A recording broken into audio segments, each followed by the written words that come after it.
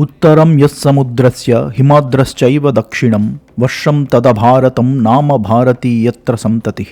సముద్రానికి ఉత్తరాన, హిమాలయాలకి దక్షిణాన ఈ మధ్య ఉన్న భూభాగాన్ని భారతదేశం అంటారు. ఇక్కడ ఉన్న ప్రజలు భారతి యొక్క సంతానం. విష్ణు పురాణంలో భారతదేశం అంటే ఏంటో చెప్పే శ్లోకం ఇది. భారతదేశానికి ఉన్న చాలా పేర్లలో ఒకటి వేదభూమి. విద్ అన్న శబ్దంలోంచి వచ్చిన పదం వేదం. విద్ అంటే జ్ఞానం. కొన్ని వందల వేల సంవత్సరాల నుంచి భారతదేశం అనేది అన్నిటికంటే ముఖ్యంగా ఇక్కడ ఉన్నటువంటి జ్ఞానం, knowledge systems, ancient Indian education system ఏదైతే ఉందో అది కొన్ని వందల వేల సంవత్సరాల నుంచి కూడా ప్రపంచమంతా కూడా చాలా ప్రాముఖ్యం వహించింది. అల్బెరూని, హియోన్సాంగ్, మార్కోపోలో ఇలా చైనా, వెస్ట్ ఏషియా, యూరప్ పలు ప్రదేశాల నుంచి భారతదేశం వచ్చి ఇక్కడ మన శాస్త్రాలను అధ్యయనం చేసి చదువుకొని తిరిగి వాళ్ళ దేశాలకు వెళ్ళారు. ఇదంతా కూడా అన్డిస్ప్యూటబుల్ ప్రాపర్ రికార్డెడ్ హిస్టరీ. అలాగే మనకి తక్షశిల, నలంద, విక్రమశిల ఇలా చాలా విశ్వవిద్యాలయాలు కొన్ని వందల వేల సంవత్సరాలుగా భారతదేశంలో ఎంతో మందికి విద్యను నేర్పించాయి. మన దురదృష్టం ఏంటంటే భారతదేశానికి ఇంత జ్ఞాన సంపద ఉన్నప్పటికీ ఈ రోజున చాలా మందికి మనలో అసలు భారతదేశంలో ఉన్నటువంటి జ్ఞానం ఏంటి అన్న విషయం చాలా మందికి తెలియదు. మనకున్న వేదాలు, ఉపనిషత్తులు, శాస్త్రాలు, ఇంత కార్పస్ నాలెడ్జ్ సిస్టమ్ ఉన్న సివిలైజేషన్, నాగరికత మరొకటి ఏమైనా ఉన్నదా అంటే అది ప్రశ్నార్థకమే. అయితే ఎప్పుడు మనకి వినిపించేవి ఏంటంటే వెస్ట్ ఏషియా నుంచి ఈ ముస్లిం ఇన్వేడర్స్ వచ్చి మన గుళ్లను వాటిని ధ్వంసం చేశారు, సంస్కృతిని నాశనం చేశారు. అలాగే యూరప్ నుంచి బ్రిటిషర్స్, డచ్, పోర్చుగీస్, ఫ్రెంచ్ ఇలా చాలా మంది వచ్చి మన సంస్కృతిని, మన జ్ఞాన సంపదను అంతటిని పాడు చేశారు అన్న ఈ మాటలు విని విని విసుగొచ్చి ఆ విసుగులోంచి పుట్టినటువంటి ఆలోచనే ప్రాజెక్ట్ శివోహం. సరే, ఎప్పుడో ఎవరో ఏదో పాడు చేశారు, సరిపోయింది. ఈ రోజున మనం ఏం చేయగలం, అసలు మన చరిత్ర ఏంటి, మన దగ్గర ఉన్న జ్ఞాన సంపద ఏంటి అని ఒక research based documentary film production start చేశాం. అదే ప్రాజెక్ట్ శివోహం. ప్రాజెక్ట్ శివోహం స్టార్ట్ చేసి సుమారుగా సంవత్సరం అవుతుంది. ఈ సంవత్సరంలో 40కి పైగా డాక్యుమెంటరీ ఫిల్మ్స్ ప్రొడ్యూస్ చేయడం జరిగింది. అన్నీ కూడా ఇంగ్లీష్లోనే ఉన్నాయి, ఎందుకంటే మొత్తం భారతదేశం అండ్ ప్రపంచవ్యాప్తంగా అందరూ చూడాలని ఇంగ్లీష్లో మొదలు పెట్టడం జరిగింది. కేవలం 8 నెలల్లో 146,000 మంది సబ్స్క్రైబర్స్ రావడం జరిగింది. చాలా మంది అందులో హిందీ కూడా అడిగారు. సో అందు గురించనే ప్రాజెక్ట్ శివోహంని ఇంగ్లీష్, హిందీ అండ్ తెలుగు 3 భాషల్లో ప్రొడ్యూస్ చేద్దామని, మన దగ్గర ఉన్న జ్ఞాన సంపదని సింపుల్ ఫార్మాట్లో చాలా ఈజీగా, సులువుగా అర్థం చేసుకునే విధంగా చిన్న చిన్న డాక్యుమెంటరీ ఫిల్మ్స్ ప్రొడ్యూస్ చేయడమే ప్రాజెక్ట్ శివోహం. ఇది తెలుగులో నా మొట్టమొదటి డాక్యుమెంటరీ ఫిల్మ్. ఇందులో మనం ఏం చూద్దామంటే అసలు మన దగ్గర ఉన్నటువంటి వేదాలు, గ్రంథాలు, ఉపనిషత్తులు అసలు ఇవన్నీ అంటే ఏంటి, అవి మనకి ఉపయోగపడతాయా లేదా అనేది తర్వాత ప్రశ్న. అసలు వేదములు అంటే ఏంటి, వాటి చరిత్ర ఏంటి అన్న విషయాలు ఈ వీడియోలో చూద్దాం. కొన్ని వందల వేల సంవత్సరాలుగా భారతదేశంలో జ్ఞానం లేదా విద్యని 3 రకాలుగా సంరక్షిస్తూ వస్తున్నారు. ఒకటి, దేవాలయాల గుళ్లపై రాసినటువంటి శిలాశాసనాలు, తాళ్లపత్ర గ్రంథాలు, గురు శిష్య పరంపర. ఈ మూడిటిలో గురు శిష్య పరంపర అనేటువంటిది చాలా ముఖ్యమైనటువంటిది, భారతీయ జ్ఞానానికి వెన్నెముక లాంటిది. మనం చదువుకున్నటువంటి ఈ ఎడ్యుకేషన్ సిస్టమ్ ద్వారా ఎదిగిన మనం ఈ గురు శిష్య పరంపర తాలూకా విలువ అర్థం చేసుకోవడం అనేది చాలా కష్టమైన పని. ఎందుకంటే మనం చదువుకున్నటువంటి ఈ ఎడ్యుకేషన్ సిస్టమ్ ఏదైతే ఉందో ఇందులో మనకి హిస్టారికలీ ఏదైనా ఒక విజ్ఞానానికి సంబంధించినటువంటి ఇన్వెన్షన్ కావచ్చు, వేరే ఏదైనా విషయ పరిజ్ఞానం కావచ్చు, ఒక పుస్తక రూపంలో ఉంటే తప్ప దాని విలువని అర్థం చేసుకోలేనటువంటి ఎడ్యుకేషన్ సిస్టంలో మనం చదువుకున్నాం. ఎవరిని దేన్ని తక్కువ చేయడం నా ఉద్దేశం కాదు, కానీ అది ఫ్యాక్ట్, అది వాస్తవం. సో ఈ గురు శిష్య పరంపర ఏంటంటే ఒక గురువుని సేవించి సంవత్సరాల పాటు ఆ గురువు దగ్గర శిక్షణ పొంది ఆ విద్యను సంపాదించడం. ఈ విధంగా కొన్ని వందల వేల సంవత్సరాల నుంచి భారతదేశంలో జ్ఞానాన్ని గురు శిష్య పరంపరగా కాపాడుకుంటూ వస్తున్నారు. ఇది మనకి అర్థం అవ్వాల్సినటువంటి మొట్టమొదటి విషయం. అయితే ఈ గురు శిష్య పరంపర ద్వారా మన భారతదేశంలో ఎన్నో సంవత్సరాల నుంచి వస్తున్న జ్ఞానాన్ని వాంగ్మయం అంటారు.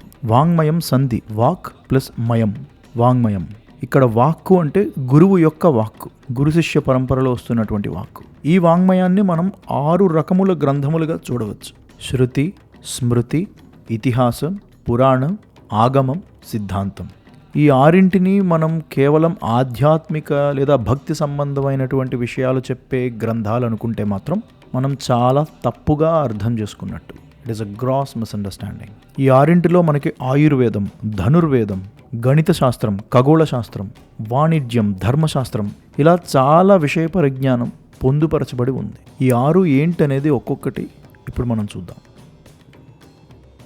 మొదటిది, అన్నిటికంటే ముఖ్యమైనటువంటిది శృతి.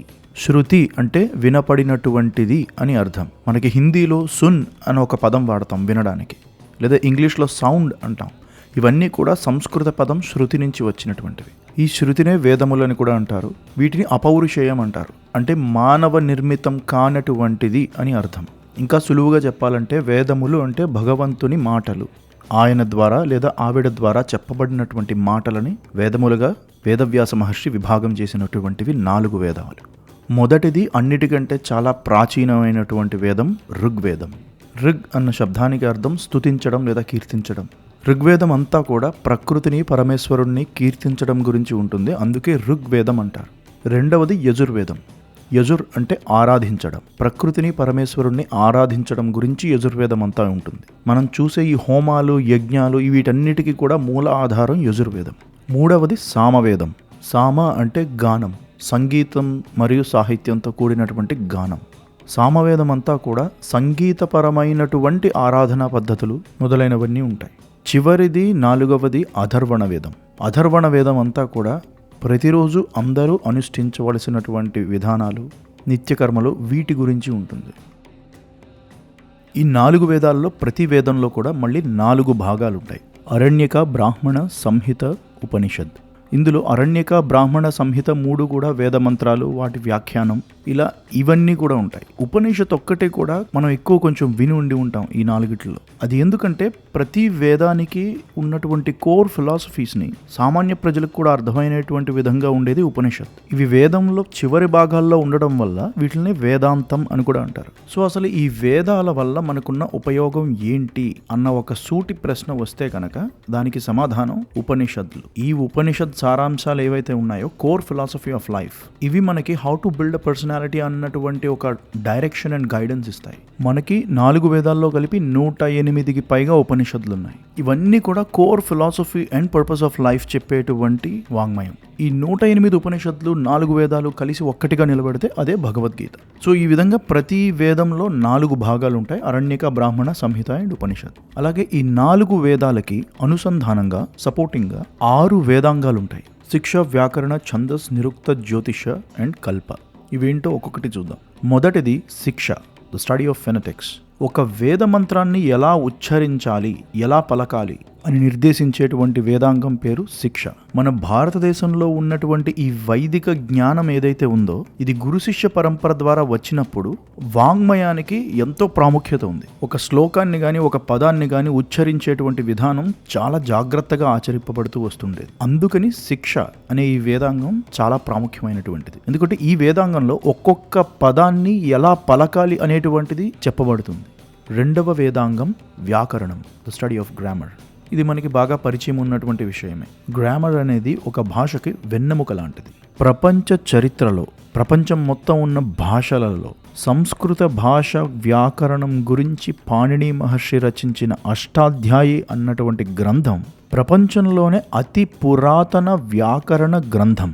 పాణిని మహర్షి ఇచ్చిన అష్టాధ్యాయిలో ఉన్న గ్రామర్ రూల్స్ ఏవైతే ఉన్నాయో అవి ఈ రోజు కూడా ప్రపంచ భాషలకు ఎంతో ఇన్స్పిరేషన్గా నిలిచాయి. నేను దీని మీద ఇంగ్లీష్లో ఒక డాక్యుమెంటరీ ఫిల్మ్ చేశాను, ద అన్టోల్డ్ స్టోరీ ఆఫ్ సంస్కృతం అని. ఒకవేళ మీకు ఇంట్రెస్ట్ ఉంటే అది చూడొచ్చు. ఇదే ఛానల్ ప్రాజెక్ట్ శివోహం అనే ఛానల్లో అప్లోడ్ చేశాను. ఈ వ్యాకరణం అన్న వేదాంగం వేదములు అందులో వాడేటువంటి భాష, ఆ భాషకి ఒక స్ట్రక్చర్ని ఇస్తాయి. మూడవ వేదాంగం ఛందస్సు, the study of linguistic rhythm. మీరు గుడిలో కానీ ఎక్కడైనా ఒక యజ్ఞం జరుగుతున్న చోట కానీ వేదమంత్రాలు వింటే చాలా స్వరబద్ధంగా ఉంటాయి. ఒక రిథమిక్ ప్యాటర్న్ మనకు వినిపిస్తూ ఉంటుంది. ఒక రిథమిక్ ప్యాటర్న్ వచ్చే విధంగా అక్షరాలను సంపుటీకరించి ఒక మంత్రాన్ని తయారు చేసేటువంటి విధానాన్ని ఛందస్సు అంటారు. మనకి తెలుగులో కూడా ఛందస్సు ఉంది, the arrangement of long syllables and short syllables. వినడానికి ఆహ్లాదంగా ఉండే విధంగా ఒక వేద మంత్రాన్ని ఎలా సంపుటీకరించాలి అని చెప్పేటువంటిది ఛందస్సు. ఆ ఆహ్లాదం అనేటువంటి ఆ ఎమోషన్ని చూపించడానికి చంద్రుడితో పోలుస్తూ ఛందస్సు అని ఈ వేదాంగానికి పేరు పెట్టారు. నాలుగవ వేదాంగం నిరుక్త, ద స్టడీ ఆఫ్ ఎటిమాలజీ. సంస్కృత భాషలో ఉన్నటువంటి ఒక గొప్ప విషయం ఏంటంటే ఒకే అర్థం వచ్చే విధంగా ఎన్నో పదాలు మనం వాడుకోవచ్చు, కొత్త పదాలు తయారు చేసుకోవచ్చు. ఇంగ్లీష్లో సినానిమ్స్ అంటాం. ఒక పదానికి ఎన్నో పదాలు అర్థాలు ఉంటాయి. మనం వాడే ఆ సెంటెన్స్ బట్టి మనకి ఏ పదం అయితే బాగా సరిపోతుందో ఆ పదాన్ని వాడుకునే వెసులుబాటు ఉంటుంది. ఈ సినానిమ్స్ అనేవి సంస్కృతంలో చాలా ఎక్కువ ఉంటాయి. ఏనుగు అన్న అర్థం వచ్చే విధంగా ఒక 30-40 పదాలు ఉంటాయి. ఇంగ్లీష్లో ఒక 2-3 ఉంటే సంస్కృతంలో 30-40 పదాలు దాకా ఉంటాయి ఒకే అర్థం వచ్చే విధంగా. అలాగే కొత్త పదాలను తయారు చేసుకోవచ్చు. తెలుగులో మనం సంధులు వినుంటాం చెప్తుంటాం కదా, గుణసంధి, సవర్ణ దీర్ఘ సంధి, ఈ సంధులు కూడా సంస్కృతంలోవే. సో బేసిక్గా ఈ నిరుక్త ఏంటంటే ఒక పదాన్ని ఎన్ని విధములుగా ప్రయోగించవచ్చు ఈ విషయాలు చెప్పేది ఈ వేదాంగం నిరుక్త. 5వ వేదాంగం జ్యోతిష్యం, the study of astronomy. Misunderstanding, సరిగ్గా అర్థం చేసుకోకపోవడం అన్న ఈ పదానికి పరాకాష్ట లేదా టెక్స్ట్ బుక్ డెఫినేషన్ ఈరోజు మనకి జ్యోతిష శాస్త్రం పట్ల ఉన్న అవగాహన. జ్యోతిష శాస్త్రం అంటే ఈ రోజున మనకి పెళ్ళెప్పుడు అవుతుంది, ఉద్యోగం ఎప్పుడు వస్తుంది, నవగ్రహాలు, శాంతులు, ఇవి నమ్మడం నమ్మకపోవడం it's a matter of your personal choice.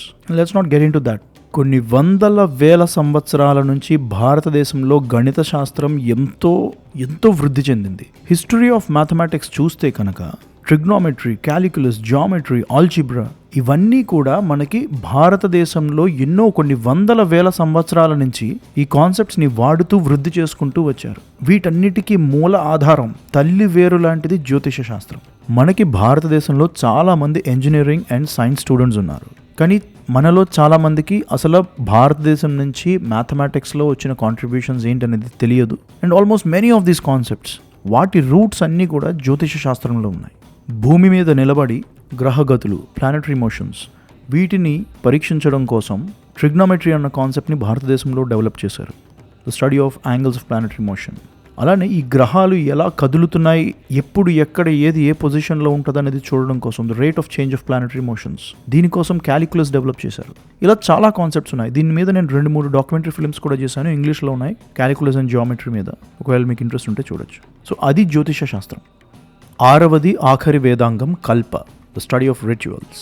ఒక యజ్ఞం లేదా ఒక హోమం ఎలా చెయ్యాలి అన్న విషయాలన్నిటి గురించి చెప్పేదే కల్ప. అయితే కల్ప వేదాంగంలో రకరకాల హోమగుండాలు ఎలా నిర్మించాలి, square, circle, rectangle, semi circle, ఇలా చాలా షేప్స్లో హోమగుండాలు ఉంటాయి. ఒక్కొక్క హోమ పద్ధతికి ఒక్కొక్క షేప్ వాడతారు. వాటిని జియోమెట్రికల్లీ ఎలాగ మనం నిర్మించాలి అన్న ఈ గైడెన్స్ అంతా కూడా సులభ సూత్రాలు అని కల్పసూత్రంలో మళ్ళీ అదొక భాగం. World's oldest applied geometry, that's what is సులభ సూత్రాస్.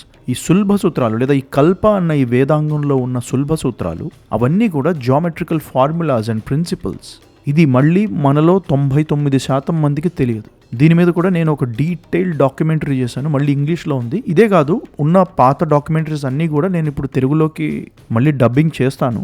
బట్ ఆల్రెడీ మీకు చూడాలనుకుంటే మాత్రం ద వేదిక్ జియోమెట్రీ అన్న టైటిల్తో దీని మీద ఒక డీటెయిల్డ్ డాక్యుమెంటరీ చేశాను, కల్పసూత్రాల్లో ఉన్నటువంటి జియోమెట్రికల్ ప్రిన్సిపల్స్ మీద. సో ఇవి 6 వేదాంగాలు. ఈ 6 వేదాంగాలు ఉన్న ఈ 4 వేదాలను సపోర్ట్ చేస్తాయి. The Vedangas are the building blocks of the Vedas. అలాగే ఈ 4 వేదాలకి 4 ఉపవేదాలు ఉంటాయి.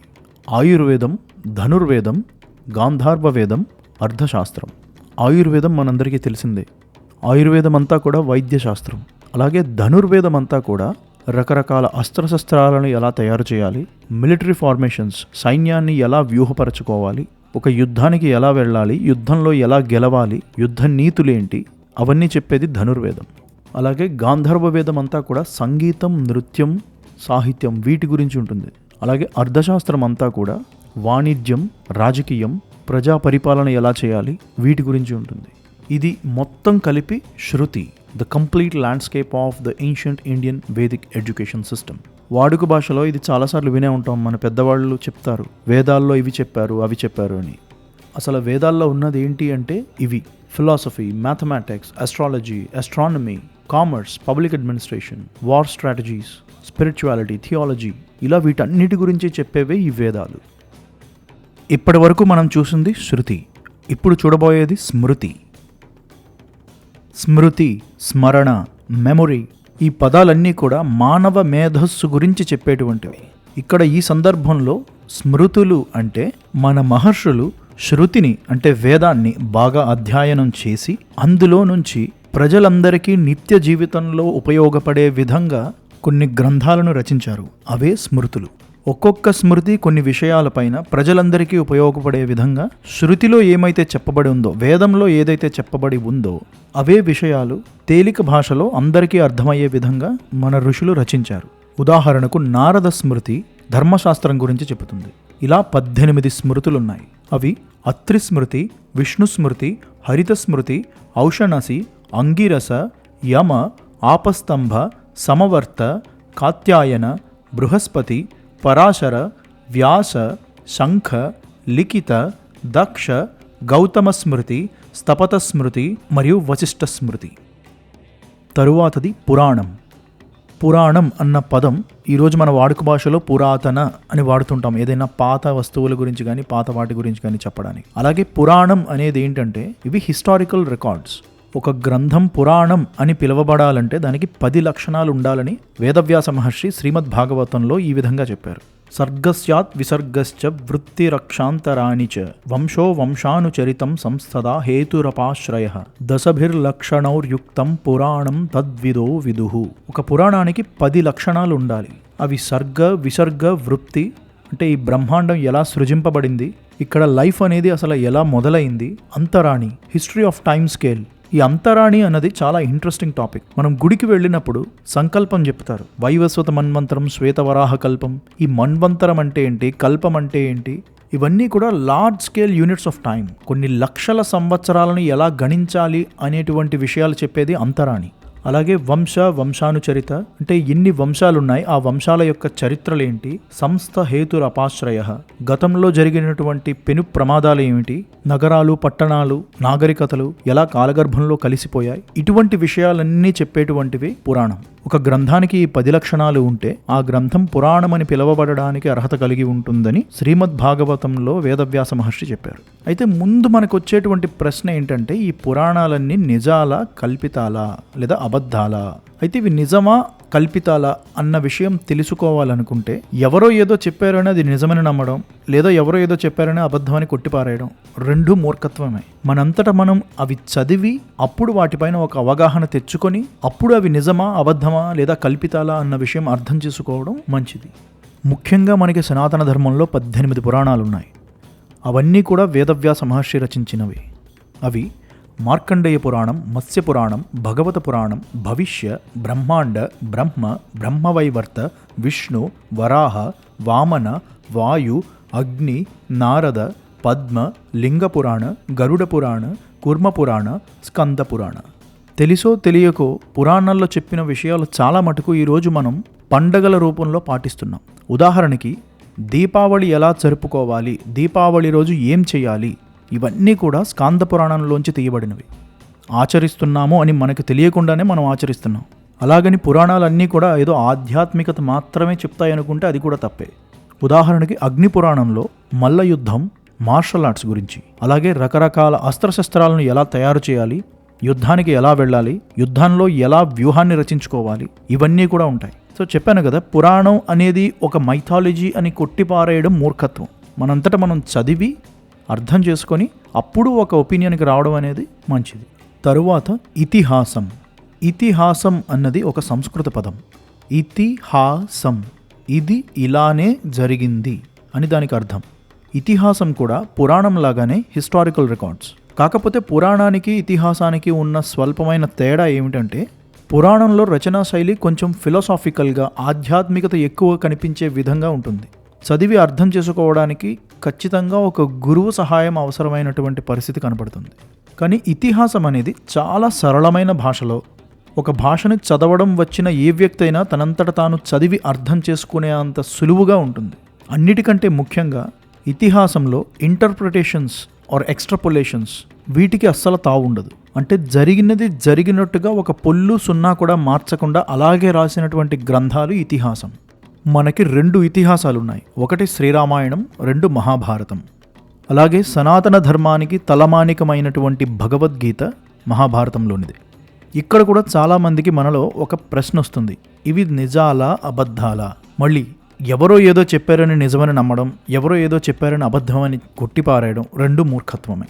మనం నమ్మినా నమ్మకపోయినా ఇవి జరిగాయా జరగలేదా అన్న విషయాలు తీసి పక్కన పెడితే భారతదేశంలో ప్రజల జీవన శైలిలో, జీవన విధానాల్లో ఈ 2 ఇతిహాసాలు కొన్ని వందల వేల సంవత్సరాల నుంచి స్ఫూర్తిదాయకంగా వస్తూనే ఉన్నాయి. ముఖ్యంగా 2 తెలుగు రాష్ట్రాల్లో శ్రీరామాయణ మహాభారతాలు కొన్ని వందల సంవత్సరాలుగా ఇక్కడ జీవితంలో కలిసిపోయి ఉన్నాయి. ఉదాహరణకి ఏదైనా క్లుప్తంగా చెప్పాలంటే, ఇంగ్లీష్లో అయితే to make the long story short అని అంటాం కదా, అలా తెలుగులో ఎవరైనా ఏదైనా క్లుప్తంగా చెప్పాలంటే కట్టే కొట్టే తెచ్చే ఇలా చెప్పు అంటాం. కట్టే కొట్టే తెచ్చే ఏంటి పదాలకు అర్థం? కట్టే అంటే శ్రీరాముడు సీతాదేవి మెడలో మంగళసూత్రం కట్టడం అంటే సీతారాముల కళ్యాణం. కొట్టే అంటే శ్రీరాముడు రావణాసురుని కొట్టి చంపటం. తెచ్చే అంటే సీతాదేవిని శ్రీరాముడు మళ్ళీ అయోధ్యకు తీసుకువచ్చి పరిపాలన కొనసాగించడం. కట్టే కొట్టే తెచ్చే మొత్తం 3 ముక్కల్లో శ్రీరామాయణం మొత్తం చెప్పేశారు. ఇది ప్రజలకు చాలా వాడుక భాషలో ఉండేటువంటి విధానం. ఈ ఉదాహరణ నేను ఎందుకు ఇస్తున్నానంటే శ్రీరామాయణ మహాభారతాలు ప్రత్యేకించి తెలుగువారి జీవితంలో ఎంత కలిసిపోయి ఉన్నాయని చెప్పడానికి ఇది ఒక ఉదాహరణ. ఇలా ఎన్నో ఉన్నాయి. ఇవి ఇతిహాసాలు. తరువాతది ఆగమం.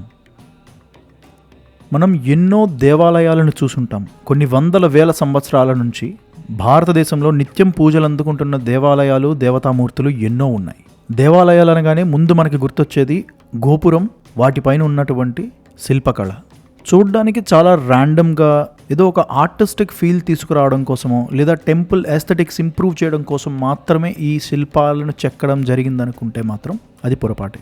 ఒక దేవాలయం ఎలా నిర్మించాలి, ప్రాకారం కాంపౌండ్ వాల్తో మొదలుపెట్టి ఆ ప్రాకారం పైన శిల్పాలు ఎలా ఉండాలి, గోపురం మీద శిల్పాలు ఎలా ఉండాలి, ధ్వజస్తంభాలు ఎలా నిర్మించాలి, బలిపీఠాలు ఎలా నిర్మించాలి, దేవాలయంలో మూర్తిని ఎలా ప్రతిష్ఠించాలి, ఎలా ఆరాధించాలి, ఎటువంటి ఉత్సవాలు చేయాలి, ఇలా ఒక దేవాలయానికి సంబంధించి సమస్తం వీటన్నిటినీ శాసించేవే ఆగమశాస్త్రాలు. మన తెలుగువారికి బాగా అర్థమయ్యే ఉదాహరణ చెప్పాలంటే తిరుపతిలో ఎంత రద్దీ ఉన్నా సరే ఆ ప్రధాన గోపురం కానీ ఆ వెళ్ళే మార్గాలు కానీ అవి వందల వేల సంవత్సరాల నుంచి అలాగే ఉన్నాయి, ఇప్పటికీ అలాగే ఉన్నాయి. వాటిని ఏదో ఎక్స్పాండ్ చేయడం లేదంటే రెనోవేట్ చేయడం ఇటువంటివి చేయరు. ఎందుకంటే ఆగమశాస్త్ర ప్రకారం ఆ దేవాలయం అలాగే ఉండాలి. అందుకనే అన్ని వందల వేల సంవత్సరాల నుంచి అదే చిన్న ద్వారంలోంచి ప్రజలు వెళ్ళి రావడం జరుగుతుంది. ఇలా ఒక దేవాలయానికి సంబంధించి అన్నీ శాసించేది ఆగమశాస్త్రాలే. ఇలా మనకి 77 శక్తి ఆగమాలు అమ్మవారి దేవాలయాలని, 28 శివ ఆగమాలు పరమేశ్వరుడి దేవాలయాలని, 108 విష్ణు ఆగమాలు వైష్ణవ దేవాలయాలని, ఆయా దేవాలయాల నిర్మాణం దగ్గర నుంచి మొదలుకొని నిత్యార్చనల వరకు అన్నీ ఈ ఆగమశాస్త్రాల ప్రకారమే నడుస్తాయి. ఇంకొక ఇంట్రెస్టింగ్ పాయింట్ ఏంటంటే మన పాత దేవాలయాల పైన ఉన్నటువంటి ఈ శిల్పకళలు ఏవైతే ఉన్నాయో బయటకు కనిపించే అందమే మనకు తెలుస్తుంది, కానీ వాటి లోపల ఉన్న అంతరార్థం తెలియాలంటే ఈ ఆగమశాస్త్రాలు చదవాలి. తరువాతది సిద్ధాంతం.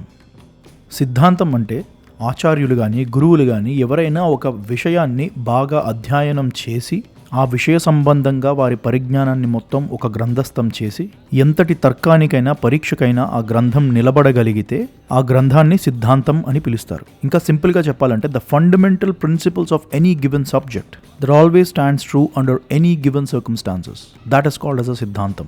మనకి భారతదేశంలో ఎన్నో సిద్ధాంతాలు ఉన్నాయి. ఉదాహరణకు జ్యోతిష్య శాస్త్రంలో ఖగోళ విజ్ఞానం మరియు గణిత శాస్త్రం మీద 18 సిద్ధాంతాలు ఉన్నాయి. అవి సూర్య సిద్ధాంతం, పితామహ సిద్ధాంతం, వ్యాస సిద్ధాంతం, వశిష్ఠ, అత్రి, పరాశర, కాశ్యప, నారద, గర్గ, మరీచి, మను, అంగిరస, లోమస, పౌలస, చవన, యవన, భృగు సిద్ధాంతం, శౌనక సిద్ధాంతం. ఈ 18 సిద్ధాంతాలు ఖగోళ శాస్త్రం, ప్లానెటరీ మోషన్స్ గురించి, వాటి వెనకాతలు ఉన్నటువంటి మ్యాథమెటికల్ క్యాలిక్యులేషన్స్ గురించి, వీటన్నిటి గురించి కూడా చెప్తాయి. అయితే ఇవన్నీ వినడానికి బాగానే ఉంటుంది, కానీ నిజంగా అందులో ఏమున్నాయి మనంతటా మనం చూసి ఎలా తెలుసుకోవడం? అందుకే ప్రాజెక్ట్ శివోహం స్టార్ట్ చేయడం జరిగింది. ఈ జ్యోతిష శాస్త్రంలో ఉన్నటువంటి గణిత శాస్త్రం ఏదైతే ఉందో అందులో ఒక్కొక్క సబ్జెక్ట్ మీద నేను డాక్యుమెంటరీ ఫిల్మ్స్ ప్రొడ్యూస్ చేస్తూ ఉన్నాను. ఉదాహరణకి రీసెంట్గా the untold history of Kerala and calculus అన్న ఒక డాక్యుమెంటరీ ఫిల్మ్ ప్రొడ్యూస్ చేశాను. అందులో last 175 years old research papers కూడా తీసి ప్రాపర్ ప్రూఫ్స్తో అప్పట్లో బ్రిటిషర్స్ కేరళలో జరిపినటువంటి రీసెర్చ్తో సహా ఆ డాక్యుమెంటరీ ఫిల్మ్లో చూపించడం జరిగింది. ఇది జస్ట్ ఒక్క ఉదాహరణ మాత్రమే. జ్యోతిష శాస్త్రంలో ఉన్న గణిత శాస్త్రం ఎంత గొప్పది అని చెప్పడానికి ఇది ఒక ఉదాహరణ మాత్రమే. ఆల్రెడీ అది ఇంగ్లీష్లో ఉంది, కావాలంటే మీరు చూడొచ్చు, లేదా త్వరలో నేను తెలుగులోకి తప్పకుండా అనువదిస్తాను. చెప్పిందే కానీ మళ్ళీ చెబుతున్నాను, జ్యోతిష శాస్త్రం అనేది నమ్మడం నమ్మకపోవడం అనేటువంటిది మన వ్యక్తిగతమైనటువంటి విషయం. మనకి నమ్మకం లేకపోతే నమ్మకపోవచ్చు, అలాగనే నమ్మిన వాళ్ళని ఎగతాళి చేయాల్సిన అవసరం కూడా లేదు. ఎందుకంటే ఈ రోజున చాలా మటుకు టీవీ న్యూస్ ఛానల్స్ అవి ఎంత దిగజారాలో అంతకంటే దిగజారుతూనే వస్తున్నారు. సరే, అది వేరే విషయం, వదిలేసేయండి. నా మెయిన్ పాయింట్ ఏంటంటే భారతదేశం నుంచి వచ్చినటువంటి మ్యాథమెటికల్ కాంట్రిబ్యూషన్స్ ఏవైతే ఉన్నాయో అవన్నీ కూడా చాలా మటుకు జ్యోతిష శాస్త్రం నుంచే వచ్చాయి. ఒక్క మాటతో జ్యోతిష శాస్త్రం మూఢనమ్మకం అని కొట్టేస్తే మనకంటే మూర్ఖులు ప్రపంచంలో ఇంకా ఎవ్వరూ ఉండరు. సరే, మళ్ళీ వెనక్కి వస్తే సిద్ధాంతం అనేది the fundamentals of any given subject which stands valid under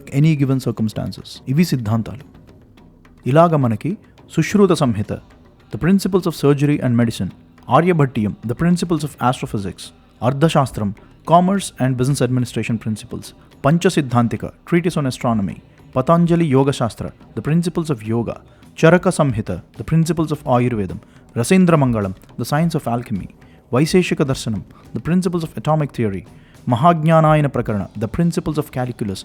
ఇలా ఎన్నెన్నో సిద్ధాంతాలు ఉన్నాయి మనకి. చెప్పాను కదా, ప్రాజెక్ట్ శివోహం అన్న ఈ ఛానల్లోని ఏదో కథ చెప్పినట్టు కాకుండా ప్రతి గ్రంథానికి ఒక డాక్యుమెంటరీ ఫిల్మ్ ప్రొడ్యూస్ చేయడం జరిగింది. ఉదాహరణకు ఆర్యభట్టీయం మీద, వైశేషిక దర్శనం, ప్రిన్సిపల్స్ ఆఫ్ అటామిక్ థియరీ మీద, పతంజలి యోగ శాస్త్రం మీద అండ్ క్యాలిక్యులస్ మీద, ఈ 4 గ్రంథాలు ఏవైతే మీరు స్క్రీన్ మీద చూస్తున్నారో వీటి అన్నిటికీ కూడా ఇంగ్లీష్లో డాక్యుమెంటరీ ఫిల్మ్స్ డీటెయిల్డ్గా సంస్కృతంలో వర్డ్ టు వర్డ్ ట్రాన్స్లేషన్ ఇస్తూ నేను ఇప్పటికీ 4 డాక్యుమెంటరీ ఫిల్మ్స్ ప్రొడ్యూస్ చేశాను స్క్రీన్ మీద కనబడుతున్నటువంటి ఈ గ్రంథాల్లో. ఇవన్నీ ఇంగ్లీష్లో ఉన్నాయి, మీరు ఇంట్రెస్ట్ ఉంటే కనుక వెళ్ళి చూడొచ్చు, లేదా తెలుగులో త్వరలోనే వస్తాయి. చూసారు కదా, ఇవి శృతి స్మృతి పురాణ ఇతిహాస ఆగమ సిద్ధాంతాలు. మనకున్నటువంటి ఏన్షియంట్ ఇండియన్ ఎడ్యుకేషన్ సిస్టమ్ ఏదైతే ఉందో ఈ 6 రకముల గ్రంథముల నుండి వస్తుంది. ఈ 6 రకముల గ్రంథములు మనకు అర్థం అవ్వాలంటే 7వది ఇంకొకటి అర్థం కావాలి. అది అర్థం కాని రోజున ఈ 6 ఉన్నా లేనట్టే. ఆ 7వది మనకి అర్థం కాని రోజున ఇంతటి జ్ఞాన సంపద మనం నష్టపోగా, అది కాకుండా చాలా పెద్ద ప్రమాదాలు కూడా వస్తున్నాయి కూడా. ఆ 7వదే సంస్కృత భాష. సంస్కృత భాష మనకు తెలియకపోతే వచ్చే నష్టాలు అంతకంటే భయంకరమైన ప్రమాదాలు. ఈ 2 ఏంటో 2 నిమిషాల్లో మీకే అర్థమవుతుంది. ముందుగా మనకి సంస్కృత భాష రాకపోతే వచ్చే నష్టాలేంటి అన్నదానికి ఉదాహరణ ఇది. ఈ శ్లోకం ఆర్యభట్ట రచించినటువంటి ఆర్యభట్టీయ అన్న జ్యోతిష్య శాస్త్ర గ్రంథంలోది. ఇది మనకి చాలా ఈజీగా ఆన్లైన్లో సెర్చ్ చేస్తే దొరుకుతుంది. ఆర్యభట్టీయ అన్న ఈ గ్రంథం. దీనికి ఇంగ్లీష్ ట్రాన్స్లేషన్స్లో దొరుకుతుంది, సంస్కృతంలో దొరుకుతుంది, తెలుగులో దొరుకుతుంది. వెతికి ఈ శ్లోకాన్ని రిఫరెన్స్ తీసుకొని చదివి మీ అంతటి మీరు ఒక ఒపీనియన్కి రండి. ఇప్పుడు అసలు ఈ శ్లోకం తాలూకా ట్రాన్స్లేషన్ ఏంటనేది నేను చెప్తాను.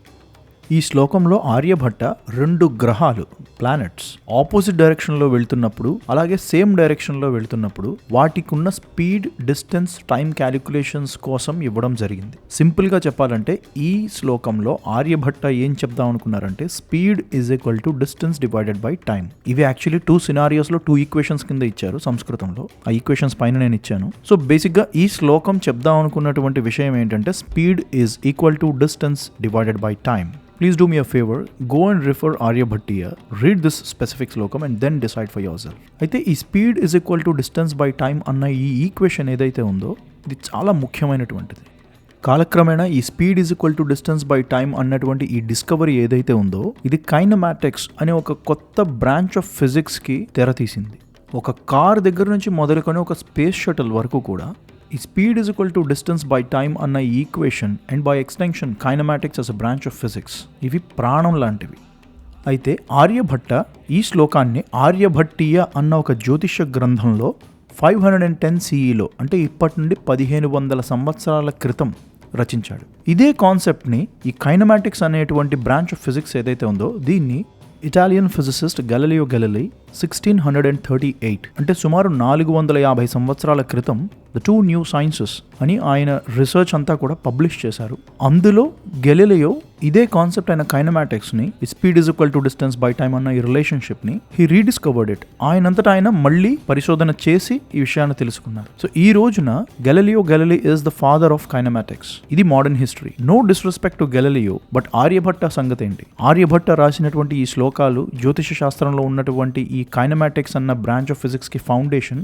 బయట ప్రపంచానికే కాదు భారతదేశంలో కూడా చాలా మందికి తెలియదు. సో సంస్కృత భాష రాకపోతే ఇటువంటి గొప్ప గొప్ప విషయాలన్నీ కూడా మనం నష్టపోతూనే ఉంటాం. ఎంత గొప్ప జ్ఞానం 6 వాంగ్మయాల్లోనూ ఉండనివ్వండి, ఆ వాంగ్మయాలు ఉన్నటువంటి సంస్కృత భాష మనకి తెలియని రోజున 6 ఉన్నా లేనట్టే. ఇది సంస్కృత భాష మనకు తెలియకపోతే జరిగేటువంటి నష్టాలకు ఒక ఉదాహరణ. ఇప్పుడు సంస్కృత భాష మనకు తెలియకపోతే వచ్చే ప్రమాదాలు ఏంటి? ఇది చాలా ముఖ్యం. ఇవి చూద్దాం. శ్రీరాముడి గురువు అయిన వశిష్ఠ మహర్షి ధనుర్వేదాన్ని, యుద్ధంలో ఎటువంటి ఆయుధాలు వాడాలి, ఎవరు ఎలా యుద్ధం చేయాలి, యుద్ధంలో వ్యూహ రచనలు ఎలా చేయాలి, ఇవన్నీ కూడా గ్రంథస్థం చేశారు. ఆ గ్రంథం పేరు వశిష్ఠ ధనుర్వేద సంహిత. అందులో నుంచి ఈ 2 సంస్కృత శ్లోకాలు మనం ఉదాహరణగా తీసుకుందాం. ఇవేంటో చూద్దాం. మొదటి శ్లోకం ఆచార్యేణ ధనుర్దేయం బ్రాహ్మణే సుపరీక్షితే లుబ్ధే ధూర్తే కృతజ్ఞే చ మందబుద్ధ్యౌ నదాపయేత్. దీని ట్రాన్స్లేషన్ చాలా జాగ్రత్తగా వినండి. మొదటి శ్లోకం చదువుతున్నాను.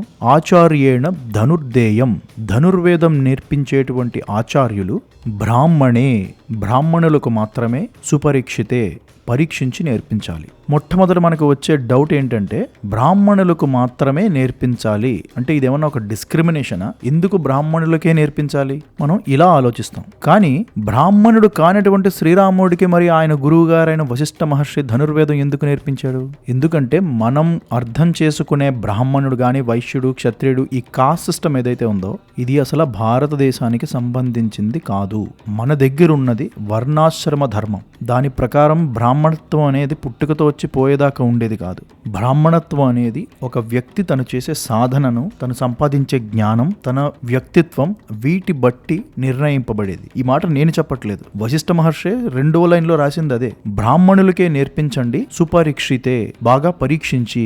ఏమని పరీక్షించి? లుబ్ధే అంటే లోభత్వం, పిసనారి. తరువాత ధూర్తే అంటే చెడ్డ మనస్తత్వం కలిగిన వాడు. తరువాత కృతజ్ఞేచ అంటే కృతజ్ఞతాభావం లేనివాడు. చివరిది మందబుద్ధ్యౌ అంటే తెలివితేటలు లేనివాడు. సో ఇక్కడ వశిష్ఠ మహర్షి మనకి ఏం చెప్తున్నారంటే లోభత్వం లేనివాడు, చెడ్డ మనస్తత్వం లేనివాడు, కృతజ్ఞతాభావం కలిగినవాడు, అలాగే తెలివితేటలు ఉన్నటువంటి బ్రాహ్మణుడకు అటువంటి వాడిని బాగా పరీక్షించి ఆచార్యుడు అటువంటి బ్రాహ్మణుడుకు మాత్రమే ధనుర్విద్య నేర్పించాలి. అంటే ఈ గుణములు ఉన్నవాడు బ్రాహ్మణుడు అవుతాడు. ఇంకో విధంగా ఎలా అర్థం చేసుకోవచ్చు అంటే ఈ గుణాలన్నీ శ్రీరాముడిలో ఉన్నాయి కాబట్టి ఆయనకు ధనుర్విద్య నేర్పించారు వశిష్ఠ మహర్షి. అసలు ఈ శ్లోకం నేను ఎందుకు తీసుకొచ్చానంటే మనకి సంస్కృతం రాకపోతే ఈ సనాతన ధర్మాన్ని పాడు చేద్దామనేటువంటి మనస్తత్వం ఉన్న మనుషులు ఏం చేస్తారు? ఇటువంటి శ్లోకాలను వక్రీకరించి ఇదిగో ధనుర్వేదంలో బ్రాహ్మణులకు మాత్రమే ధనుర్వేదం నేర్పించాలి అని ఉన్నాయని తప్పుడు ప్రచారాలు చేస్తారు. ఇప్పుడు జరుగుతున్నటువంటి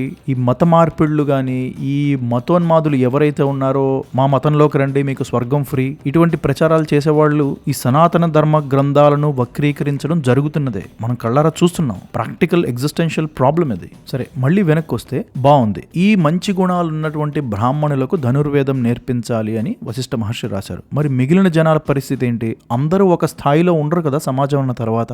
అందుకనే వశిష్ఠ మహర్షి వెంటనే తర్వాత శ్లోకంలో ఇది రాశారు. నేను 2వ శ్లోకం చదువుతున్నాను ఇప్పుడు. బ్రాహ్మణాయ ధనుర్దేయం ఖడ్గం వై క్షత్రియాయ చ వైశ్యాయ దాపయేత్ కృంతం గదాం శూద్రాయ దాపయేత్. బ్రాహ్మణులు ధనుర్వేదం నేర్చుకోవాలి, క్షత్రియులు ఖడ్గ విద్య నేర్చుకోవాలి, వైశ్యులు స్పియర్ని ఎలా వాడాలో నేర్చుకోవాలి, శూద్రులు గదాయుద్ధాన్ని నేర్చుకోవాలి. ఇది వశిష్ఠ మహర్షి రాసినటువంటి ధనుర్వేద సంహితలో ఉన్న శ్లోకం. సో నేను చెప్పదలుచుకున్నది ఏంటంటే సంస్కృతం కనుక మనకి రాకపోతే ఇంత అన్బయాస్డ్ గా, ఇంత ట్రాన్స్పరెంట్ గా, ఇంత జెన్యున్ గా ఉన్నటువంటి మన వాంగ్మయాన్ని వక్రీకరించి చూపించే ప్రయత్నాలు ఎప్పటి నుంచో జరిగాయి, జరుగుతున్నాయి కూడా. మనకి భారతదేశంలో ఈ వేదాలు గాని, వాంగ్మయం గాని వీటిలో institutionalised discrimination through caste system, అంటరానితనం ఇవన్నీ ఉన్నాయి. ఇవి ఇన్స్టిట్యూషనలైజ్ అయి ఉన్నాయి అంటే వాంగ్మయంలో రాసి ఉన్నాయి కనుక ఇదంతా కూడా మూఢనమ్మకాల పుట్ట, ఇదంతా ఒక చెడు అని చిత్రీకరించేటువంటి ప్రయత్నాలు చాలా జరిగాయి. అయితే అవి నిజమా అబద్ధమా చెప్పాలంటే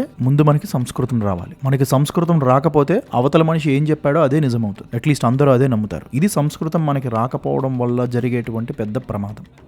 మొత్తంగా చూస్తే మనకి భారతదేశంలో ఉన్న ఈ 6 వాంగ్మయాలు అంటే ఏంటో చూసాం. ఈ 6 వాంగ్మయాలు సంస్కృత భాషలోనే ఉన్నాయి. ఈ సంస్కృత భాష మనకు రాకపోతే మనకి జరిగే నష్టాలు ఏంటన్న దానికి ఉదాహరణ ఆర్యభట్ట శ్లోకం ద్వారా చూసాము. అలాగే సంస్కృత భాష మనకు తెలియకపోతే వచ్చే ప్రమాదాలు, ఎలా మన వాంగ్మయాన్ని వక్రీకరించి చెడుగా చూపించి కాస్ట్ బేస్డ్ డిస్క్రిమినేషన్ క్రియేట్ చేసి మత మార్పిళ్లు చేసుకునేటువంటి లేదా ఓట్ బ్యాంక్ పాలిటిక్స్ ప్లే చేసేటువంటి పాలిటిషియన్స్ ఎలా అయితే ఉంటారో, సంస్కృతం మనకి రాకపోవడం మన బలహీనత.